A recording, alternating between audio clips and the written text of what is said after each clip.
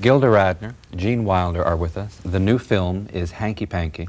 I was thinking first of all, I've seen the film, and I was thinking when I was preparing to meet you that Gene had told a story about how Madeline Kahn brought Carol Kane to his attention, and that he was very pleased that Madeline Kahn had made him aware of Carol Kane. For World's Greatest Lover. World's Greatest Lover, when they were doing that film. How did you two meet? How did Gilda come to be in Hanky Panky? Was it your idea, Sidney Poitier's, Martin Ransohoff? You answer. I'll answer. Tell us, what's the sequence, Gilda?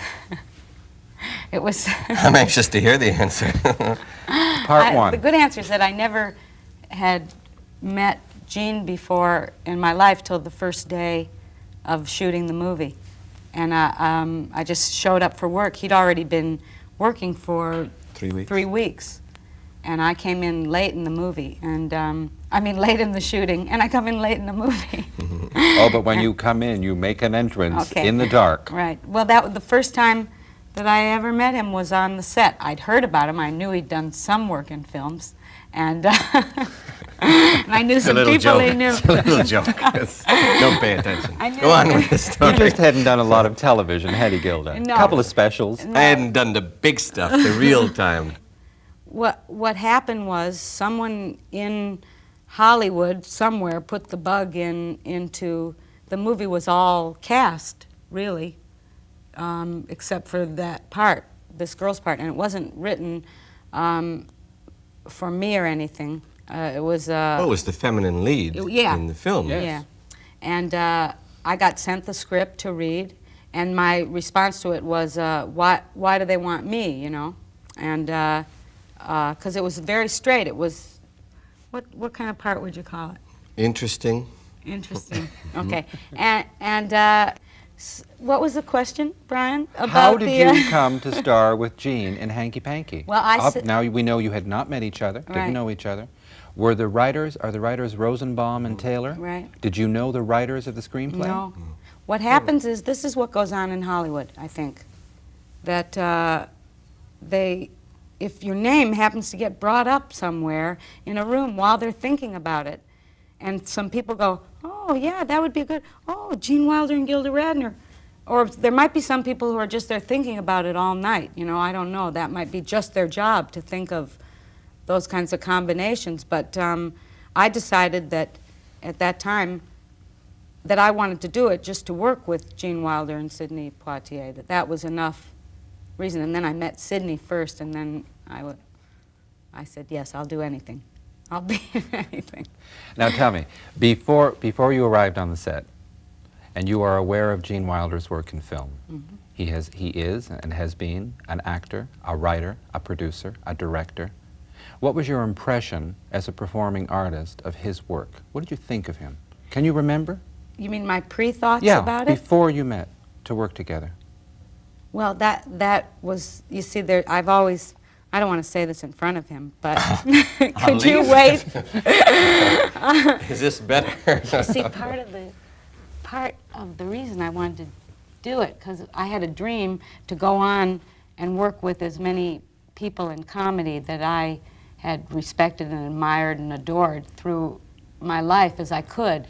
That was my goal, you know, so I really wanted to work with him. Okay, so I came in totally respectful. Tell me what your impressions were about She Gilda Radner's thinks that work. I never saw Saturday Night Live. Let's dispel that myth now. I have... Is this on? Good. I have seen Saturday Night Live more than twice before I ever met her. And I was a great admirer of her. Why did you say no thank you when you were approached by Lorne Michaels to be a guest host on Saturday Night Live? Because unless I knew that I could control the material, I thought that it would never satisfy me, writing up to the last minute and then saying this is a half-assed comic idea that has good qualities and some bad qualities, but we haven't had enough rehearsal time, and I'm going to feel like a schmuck when we do it, and that one moment was good, but the rest... I didn't want to go through all that stuff. I thought if they would give me a script a month in advance, which I said to them, and let me work on it, and then rehearse it properly, then I would do it. But not... I knew television at least well enough to know that that's not the way it happens. She used to be writing up until 30 minutes before the show, And I didn't want to do it that way. Or she'd go out and be Mrs. Howdy Doody and literally do her material on the air. Wasn't that one of the sketches, Gilda, where you actually did your Debbie creating Doody? on the spot? Debbie Doody? Well, the only time I think we ever created on the spot was when we knew we were bombing badly. People feel that the show was improvised Saturday night, but it wasn't, except if we had a live audience, so if something wasn't working, there was no laugh track or anything, you knew it. You knew that it was dying right there. So I think an energy would come about, and I remember, like Debbie Doody, you know, it wasn't quite working, so then you just jump a little higher. You stay in the camera. If they don't see you, it isn't any good, but I just remember jumping higher or being a little more flimsy to get a laugh, you know. I remember.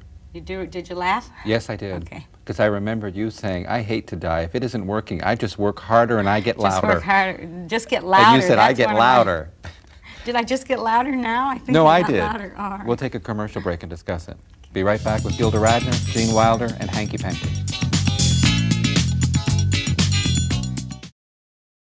Gilda Radner, Gene Wilder are with us. Now, we were just talking during the commercial break, and it turned out that there was an interim period before you arrived on the set, met Gene Wilder for the first time, had what is one of the most humorous encounters of a man and woman meeting on screen, which happened, I don't want to spoil it, but You mean in the Don't tell, film? don't tell. in the film. Oh, I thought you meant in real life. Oh, no, but you In met real in life, real it life. wasn't that You funny. met in real life on the set for the first time, Yes. right? Yes. But what about this dinner you had with Sidney Poitier, and where did you go to dinner? Oh, well, Was this to talk you into it? well, they came, Melvin Tucker, the producer, and Sidney came to New York. I was doing the play Lunch Hour on Broadway, and they came to see me in the play, not specifically to convince me to do it, but to check me out, you know, I mean, and for me to be able to meet them. And Gene tells me now he was invited. He said, oh, no, I don't want to go. She'll be all right in the movie. I was invited to go along because they were going to see Gilda in Lunch Hour, and I said, I don't have to see her in Lunch Hour. She's fine with me. But that was no, I don't have to, I knew But Gene, that- had you seen Gilda live at the Winter Garden Theater No. or the film version? Had you seen her in First Family with Bob No. Newhart? No. You hadn't seen any of that No, work? but I'm a director. So he'd seen me on television, but Sidney and Mel took me out to dinner, and and first of all, the theater I was working in, the Barrymore, was where he had performed in Raisin in the Sun, and actually he came in the dressing room, and first of all, Sidney looks like Sidney Poitier. It's amazing. When you see him in person, he looks exactly like him, and he's big and tall and It's beautiful. amazing. It is, and his you know that you know his hands and the way he walks, and you know from his films, and I knew that I would do the movie, and we went out to dinner, and he convinced me, you know, just by talking. What did he say? Why did he want you? Then, Thank you, Mr. Wilder. No. You want to sit over there? No. Yes, I was going to say, please. Why do I have to say this? Let's get Sidney down here. No, he just did neat things at dinner, you know. He said, like, when your face is like that, he said. He was always already looking at me as a director, I think, and said that there was other parts of me that he saw already, you know, not just Rosanna Dana and things that he'd seen on television, parts that he saw that I should begin to believe in, because he did, and to do them in the movie, but to also bring to that part what is me, not me as a character, but me as Gilda. Boy, Now, it seems like I'm talking a lot on Gene the show. told us that he had not seen you live on stage at the Winter Garden, nor the film version you did with Mike Nichols. He had not seen First Family. Had Sidney Poitier seen any of that work? No, but he saw Lunch Hour and he saw me on Saturday night. What happens, to go back to why one makes the kind of artistic decisions one does, the artist does, when you went to have that reading with Claudia Weil for Girlfriends, You remember that story? Yeah. what happened? What happened when you went to read for Claudia Weil? I kept the script in front of my face the whole time. I told you the whole story? Oh yeah, I was in the waiting room. It was my first reading ever I never told you this, it was my first reading ever for a movie, and I came in and they gave me the pages in her outer office, and her secretary was, first of all, she was really stacked. Is that the word that kids are saying Big today? boobs, yeah. Big boobs. And she had on a Mary Miko print skirt with an interesting color green, and her tights matched the green in the print. And between the boobs and the tights and the thing, I never looked at the script. I just kept thinking about her, and all of a sudden, I was called in to read. So I hadn't read over the little pages. So I held the script right in front of my face, close, because I'm a little nearsighted and I could see the words better, not thinking that she'd want to see my face during it. And afterwards, she said, "Thank you." And she said, and a word of advice was, she said, in the future, in auditions, it would help if I didn't hold the script right in front of my face. And that was my first meeting with Claudia, who is wonderful, and I have told her the story many times. Every time I see her, I remind her of what she said to me. Because of your association, Jean, with Woody Allen, and working on everything you always wanted to know about sex. And one of Gilda has done a number of, now post facto, outrageous things in her life, but one of them was that she was so, excuse me, she admired Woody Allen's work, and Gilda's story was that she was at a party in New York, and Woody Allen was standing all by himself. And Gilda, with this respect and admiration, thought that they could perhaps communicate, so she walked over, and is it not true, Miss Radner, you poked him in the chest? No, see how a What story... happened? No, you tell the gets- truth. Now we can resolve it. I pushed him at the party. He was going too slow to the to get Too a slow drink. for what? Oh, for a drink. He was walking real slow, and I thought it'd be. You thought he would laugh, though. I thought he would laugh that I would have that kind of guts, to push him, but he didn't laugh. So then I wanted to write him a letter and apologize or anything. I thought he would laugh because it was like one of those. No, I know what it was. You know, a thing at a party, or even on the street. It happens on the sidewalk, and someone's coming towards you, and you don't know which way to go by, so you go. I know that psychologists, sociologists have done studies on it. Why does that happen? But I think everyone's had that experience, and that was happening at the party, so I just shoved him. I just pushed him. Now, that's funny, but he didn't laugh at all. Have you He met went, since? Yeah. Oh, yeah. And does he remember the shove? I don't think he remembers the shove, but I keep apologizing for it. Sorry about that time I pushed you at the party. You could discuss that with Gene after his experiences at the Valley Forge Hospital.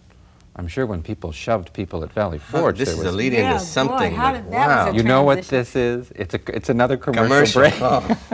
Relief is here. We will be right back with Gilda Radner, Gene Wilder, and more.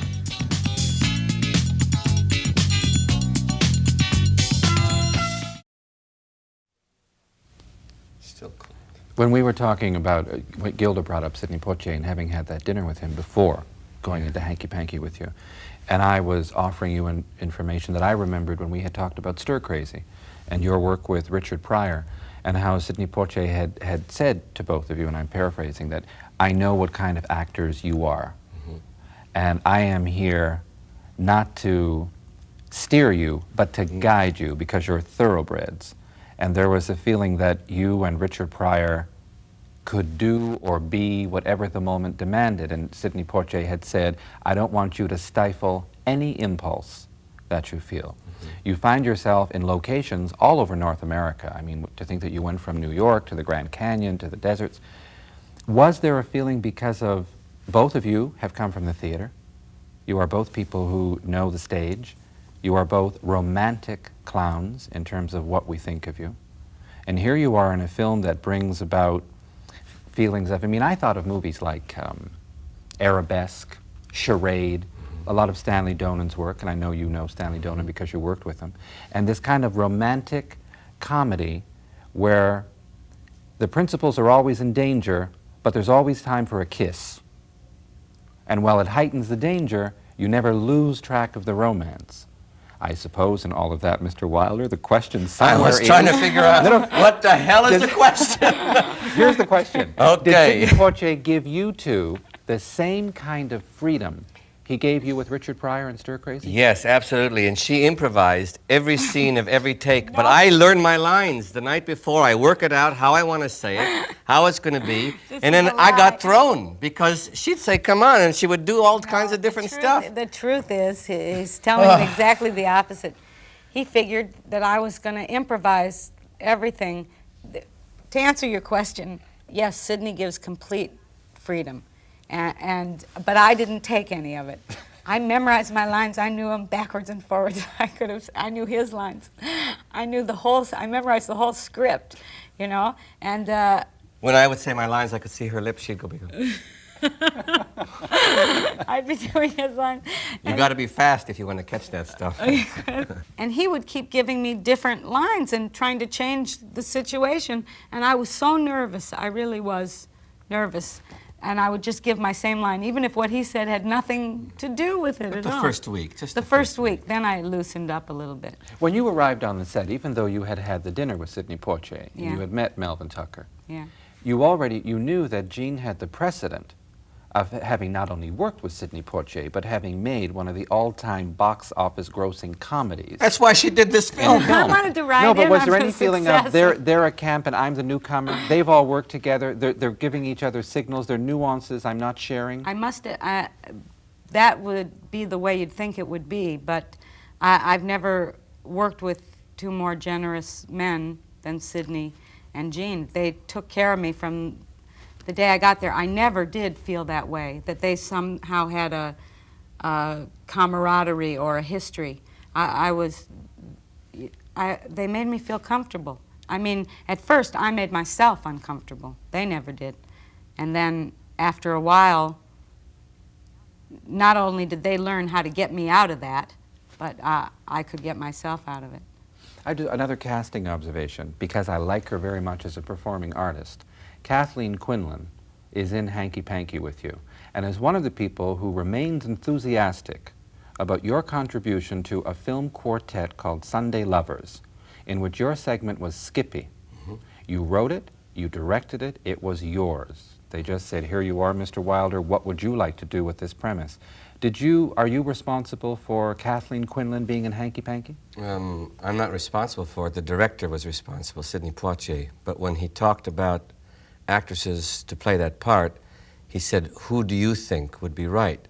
And I told, first of all, which qualities I thought would be right. It had to be someone who was a good actress and who the audience would be involved with immediately, because it starts the picture off. And then I listed about 4 or 5 actresses I thought was right, and Kathleen was one of them.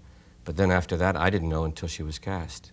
Did you meet her for the first time on the, or did you meet her? Because there's no particular reason. Right, don't tell No, I'm not going to spoil anything, but did you meet? Are you acquaintances now? I just met her once, actually, but I was on the film and she came by one day and I met her. Gilda, have you seen Jean Skippy from Sunday Lovers? No. It is extraordinary.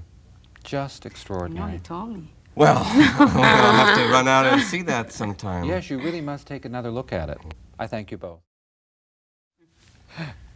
Gilda Radner, Gene Wilder are with us. The new film is a romantic, can I describe it as a romantic mystery, comedy, drama? Adventure.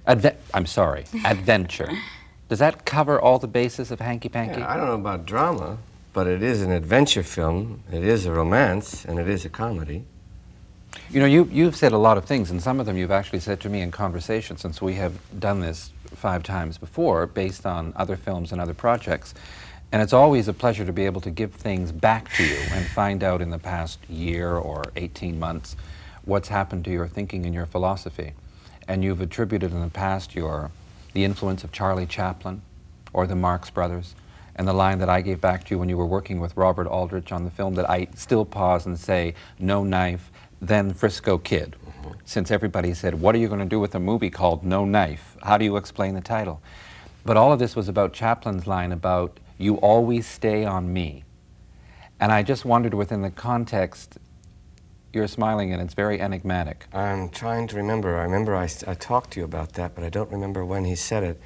It was during one of the early films, and someone who was on the crew told me that. Someone who was on the crew with Chaplin. But that's too long a story. The other thing was that when we met on the Frisco Kid, Robert Aldrich had actually been an assistant. He had worked in some capacity with Chaplin. That's right. He was an assistant director I say that in on front Limelight. Was it Limelight? Mhm. I see. I say that in front of Gilda because with all the Am work... I here? Oh. Yeah. Gee, you said, didn't you say ask Jean a question? We haven't I allowed said- her to talk at all yet. Let's ask Gilda a I'm question. sorry, Gilda. What did Chaplin say to Robert Aldrich? I bring wasn't this up there. in front of you because Jean talks about the influences upon the artist, and I reiterate Charlie Chaplin and the Marx Brothers. And I think of what you have done. I mean, the characters you've created that have come out of you. While you say there's always some of me in these creations, And a lot of Dibby.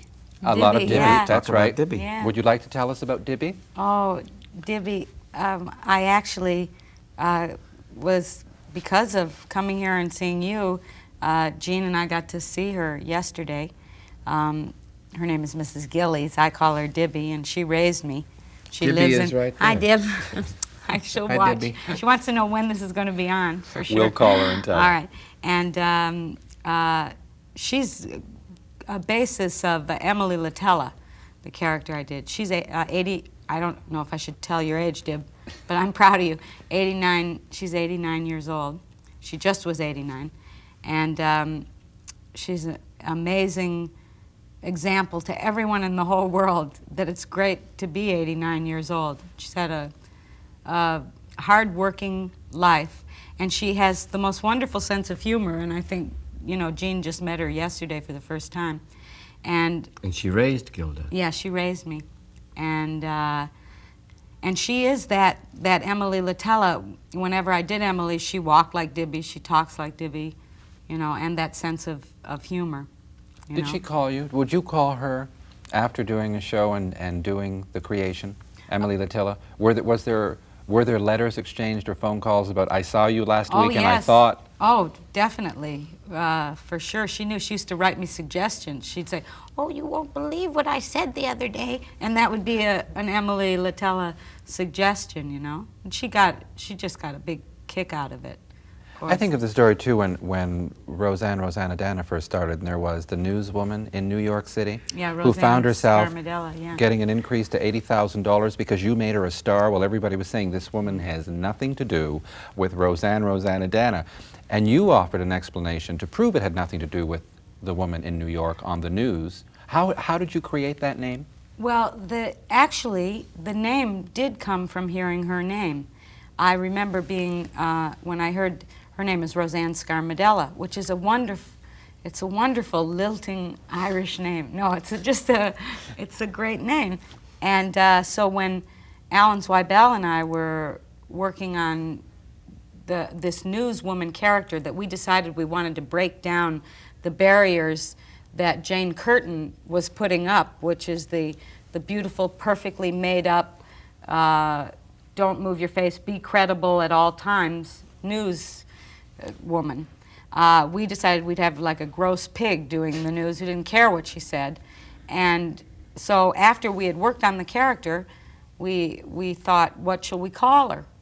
And I thought of that name. I'd heard Roseanne Scarmadella, and I also knew this song called The Name Game, Shirley Ellis, which was like you do Brian, Bo, Brian, Banana, Fana, Fo, Fi, you know, and you do that with different names.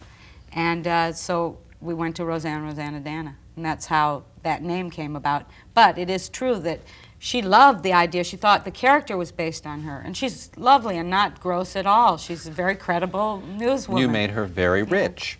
I mean, people began Well, watching her do the news. they began watching her and noticing her, yeah. But Barbara Walters helped me out a lot, so I felt I owed it back to the news department. As long as you bring that up. Oh, no. I've already brought up the Woody I brought Allen it up. story because Jean had worked with him. Yeah.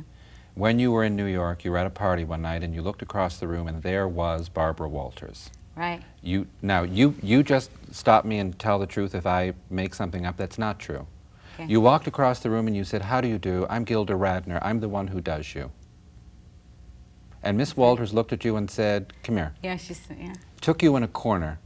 She said, she said, "What do you do?"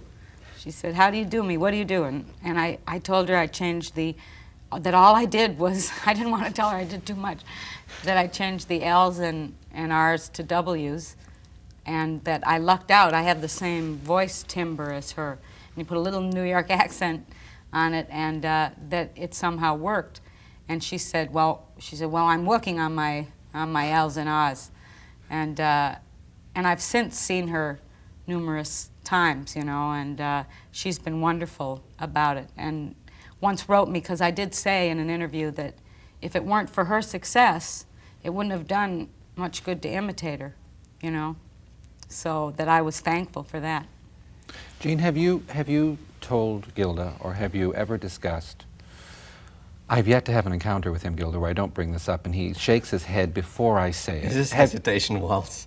Gilda, has Jean told you about a script No. called Hesitation Waltz? No. No. Tell me now. Oh, it's No, he won't. fascinating. Every It's time, fascinating. the first time we ever had a conversation, Jean had a dream about a wonderful, romantic script that took place in World War I. Let me clear it up for you. First of all, You've abandoned it. Hesitation Waltz was the first script that I wrote. It's what got me into writing. And at the time, I was interested in one basic theme, which was that if a man is half alive, leading half a life, and has the opportunity for 3 months or 6 months to live life to its fullest, even though he knows that death will be the price, is it worth it? And the answer was yes. The reason that I don't want to go back to Hesitation Waltz now is because something changed inside of me, and I don't want to write about that anymore. There were other reasons why I didn't do it, because I didn't think it was good enough. But the theme was good enough, but I don't want to write about that. I don't want to live for 3 months or 6 months and be very happy and die. I want to live for another 80. Yeah, I want to live to be as old as Dibby is going to live, which is about, I would guess offhand, 129 years old. Well, that makes sense. And that explains why it hasn't been discussed. Right. And on that, we will take another break. Be right back with Gilda and Jean.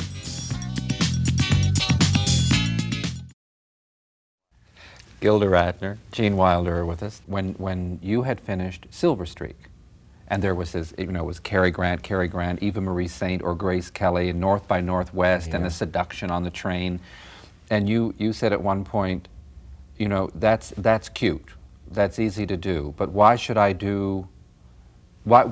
do what Robert Redford can do better when Robert Redford can't do the comedy? Yeah, right. Where are we in the middle of that statement in terms of projects in the future and the image one has of oneself on screen? Oh, well, we're working on 3 things now that are 2 of them for Gilda and me, and the 3rd one for Gilda and Richard Pryor and me. And, well, we both are romantic clowns because we're both romantic, and we know that our talent is to make people laugh and to bring joy to people. And if I had the opportunity to do Macbeth or Hamlet as a film, which I could do, I would say, what a waste, because that isn't what I'm going to be best at. Why should I do what someone else can do better? So we want to concentrate on the things, first of all, where we can work together, maybe not every time, but where we can find lots of range for our talents, and also to make people laugh. That's what we do best. But we have certain priorities about how, not dopey and not cruelly, but Little dopey is all. oh, dopey, Yeah. Marx Brothers dopey, yeah. But I mean, not where you say that was dumb, not that kind of humor. But we have to do what God gave us the ability to do. Otherwise, it's a waste. It's a waste of time. It's a waste of people's money. I find that fascinating, coming from a man, to add to why I'm reacting this way to what you're saying. To think that you started off and very early did things like Death of a Salesman, that you were Billy Babbitt in One Flew Over the Cuckoo's Nest, all the study, not only with Uta Hagen and Herbert Berghoff, but going to the Old Vic. And there was a time when there was this feeling of, or there was the desire, Yeah. to be the man who did indeed do his Hamlet, if not his Lear and Othello. I did Yes. want to. Yeah, I wanted to be, first of all, I wanted to be Danny Kaye, because I heard the record of songs before, and I said, what is that? And they said, that's a comedian, a new comedian, Danny Kaye. I don't know if you know this. Did I tell you this? No? If I bore you, just I'll give speak me a up. poke. Yeah. And then I saw Jerry Lewis, and I liked him very much, and I asked her. Then I saw Sid Caesar. And I said, what is he? They said, that's a comedian. He's a comedian. I said, I want to be a comedian. This was when I was 13. But when I saw Lee J. Cobb in Death of a Salesman, I said, what's that? And I said, an actor. So I decided I wanted to be an actor, and I went about it to become the best actor I could be. I thought that my ambition then was to be the greatest actor in the Western world. And I figured I could reach that by 23 years old. And then somewhere along the line, I decided that I wanted to be an actor in the sense that I would create a character and live through a part in a situation, but that my real talent was comedy. So I want to be a comic actor, which is not the same as a comedian, because I would be scared to death.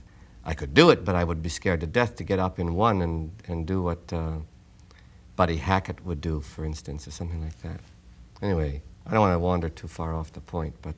Well, what you're proving, Gene, is that you're the kind of filmmaker and the kind of artist who means it when he says, I don't like smiles unless they're very broad smiles, leading to laughs. Yes, preferably pee in the pants. That's what I Exactly. prefer. Yeah. Yeah. Well, that's succinct. Yes. It's... Would you two stop talking dirty? No, all right, pee in the pants. Is that better?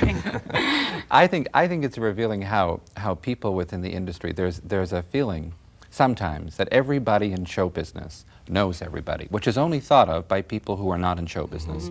But when I look at the people around all of you, and I think of, to give you another compliment to your face, Quacks of Fortune has a cousin in the Bronx, which I've told you before I like very much. You're working with Margot Kidder. Margot Kidder working with Richard Pryor.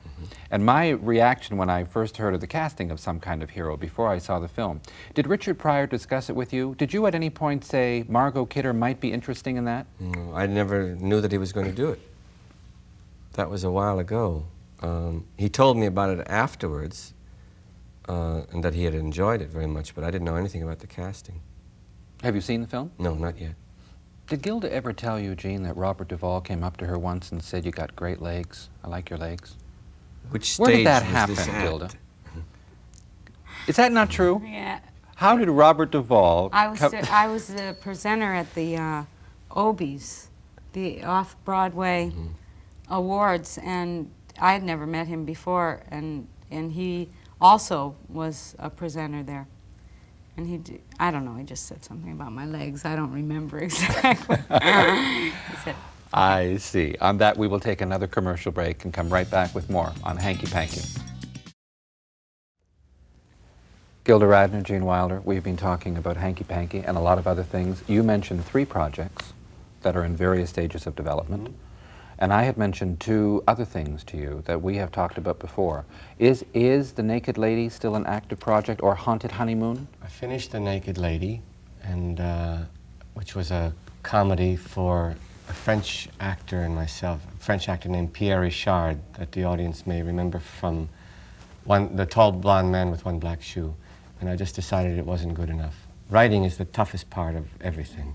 And if the script isn't there, it doesn't matter how good the performances are. Anyway, I've abandoned that one. And Haunted Honeymoon, I got into a trap. I was trying to write what I called a psychosexual comedy with music. And when I write and it's too close to me, then I don't have objectivity. And when I play a character that's, I think isn't me, everyone says that was so much like you. So I decided to, at least for now, put Haunted Honeymoon away and concentrate on these projects. Since I know, since both of you told me, and Dom DeLuise confirmed, that in the original idea of Haunted Honeymoon, he was going to play your 75-year-old aunt. And he said, right. I don't know where they're going to get shoes to fit me. Then he went out and found 6 pair of corrective loafers. Does Dom DeLuise know he doesn't need the shoes anymore? Yeah, he has a pretty good idea. Yeah, we just saw him Did you? In New York? Los Angeles? in Los Angeles, yeah. Is he well? Yes, he's fine. Because of Lunch Hour, Mike Nichols working with Sam Waterston, plus I haven't mentioned the fact that you went to Stockbridge, Massachusetts when you did Broadway. Oh, yeah, yeah. And Gene has his theater background. If you two read a script, if Bernie Slade or Mike Nichols or whatever combination of people handed you a property, would you seriously consider the New York stage as a vehicle? Who are for you the two of asking? I'll ask you first, and then I'll Ask let her Gilda. first. Gilda, I'd like to hear the answer. would you do a Broadway play if it was the right script with Gene? Oh, I think right script is the key word there. I think when something comes along that you know is right or that you want to do, and it was for Broadway, yeah. Gene? Well, I have a prejudiced answer. I don't know that it isn't. I think it's true, at least it's true for me. I don't know who I would be acting for on Broadway after the first 2 weeks. I did 6 plays on Broadway, and when I found movies and was fortunate enough to get into movies, I had a happiness to break things down into smaller and smaller units so that I could perfect something that takes place in 45 seconds or maybe a minute and 5 seconds at most, and then do it as many times as I wanted to until it was as good as I could make it. On Broadway, you don't really find your performance in a play till after you've been doing it for about 2.5 or 3 months. And I know that with the prices that exist today on Broadway, for spending $50 on tickets and a babysitter, and maybe you want to get a bite to eat before or after, you're asking people to spend $100 or $150 to see you in a play. And I don't want to act, I have nothing against Cleveland, Ohio, but I don't want to act for people who come in from Chicago and Cleveland and Milwaukee, who are there on expense accounts and they want to be entertained and give us laughs fast. That isn't my audience. I want to, in a movie, anyone can go and see a movie if they want to. I know the tickets are reasonably high now compared to what they used to be, but still, anyone on welfare, if they decide which one they want to see, will go and see a movie. But anyone can't go in and see a Broadway play, and I would rather act for the people who can see the movie. I guess I'll be doing that play alone then. Yeah, I guess so, right. Gilda. But we could do something, for instance, if it was to exercise the craft, we could do a limited run, 6 weeks, 2 months, in something very challenging. But the people who would want us, the ones you mentioned, if they got the 2 of us to do a play, they want to sell theater parties for 6 months. They want to smash hit. They want to do all your crazy things, all that comedy stuff. If we went to Broadway to do something, the whole point would be to do something that we wouldn't be doing in the movies. And then Well, I the will producer would say, but how can we book the theater parties for that long a time? So it's a little self-defeating. Whatever comes after Hanky Panky, we will wait. And I hope this is the first in a new series of talking about projects you Of the two have Thin done Man? together. No. The Thin Man, sure, whatever. We can find the right animal. I thank you both. Thank you. It's been a pleasure. Thank you.